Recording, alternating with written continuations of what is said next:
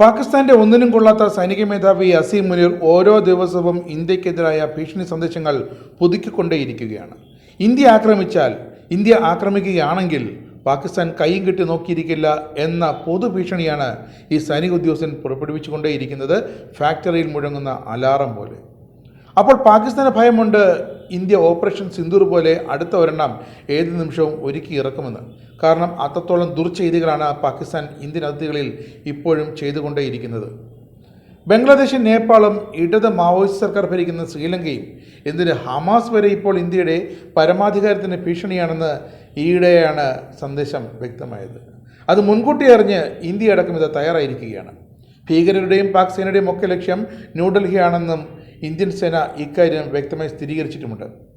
അതുകൊണ്ട് തന്നെ തലസ്ഥാന നഗരിയുടെ സുരക്ഷയ്ക്ക് കൂടുതൽ പ്രാധാന്യം നൽകാനുള്ള കേന്ദ്ര പ്രതിരോധ മന്ത്രാലയത്തിൻ്റെ പദ്ധതി ഇപ്പോൾ അയൽ രാജ്യങ്ങളെ ഞെട്ടിച്ചിരിക്കുകയാണ്.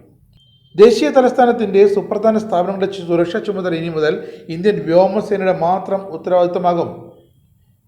IADWS എന്നാണ് ഈ പദ്ധതിയുടെ പേര്. ഇന്ത്യയുടെ തന്ത്രപ്രധാനമായ multi layered integrated defence weapon system ഒരുക്കുന്ന സുരക്ഷയാകും ഇനി ഈ സ്ഥാപനങ്ങൾക്ക് ചുറ്റും.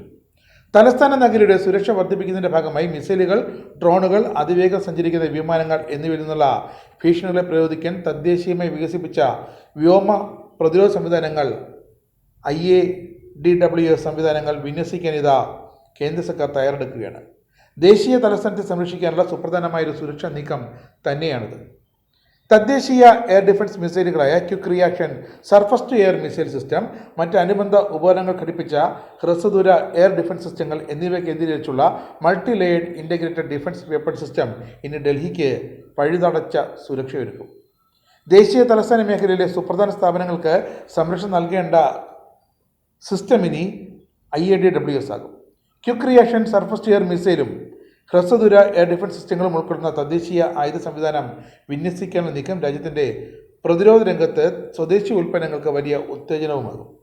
നേരത്തെ വാഷിംഗ്ടൺ DC-യെയും വൈറ്റ് ഹൗസിനെയും സംരക്ഷിക്കാൻ അമേരിക്കൻ സേന ഉപയോഗിക്കുന്ന US നിർമ്മിത national advanced surface to air missile system 2 സ്വന്തമാക്കാൻ ഇന്ത്യ പദ്ധതിയിട്ടിരുന്നു. എന്നാൽ അമേരിക്കക്കാർ ചോദിച്ചത് ഉയർന്ന വില. അതുകൊണ്ട് തന്നെയാണ് ആ കരാറുമായി മുന്നോട്ട് പോകേണ്ടതില്ല എന്ന് ഇന്ത്യ അപ്പോൾ തീരുമാനിച്ചത്. പകരം തദ്ദേശീയമായി ഇന്ത്യ വികസിപ്പിച്ചെടുത്ത multi layered integrated defence weapon സിസ്റ്റമാകും ആദ്യമായി ഡൽഹിക്ക് കനത്ത സുരക്ഷയൊരുക്കുക. അതിനുശേഷമാകും മുംബൈ, അലഹബാദ് അടക്കം ഗുജറാത്ത് അടക്കമുള്ള വിവിധ തന്ത്രപ്രധാനമായ പ്രദേശങ്ങൾക്ക് കൂടി ഈ സംവിധാനം കേന്ദ്ര സർക്കാർ ഏർപ്പെടുത്തുക.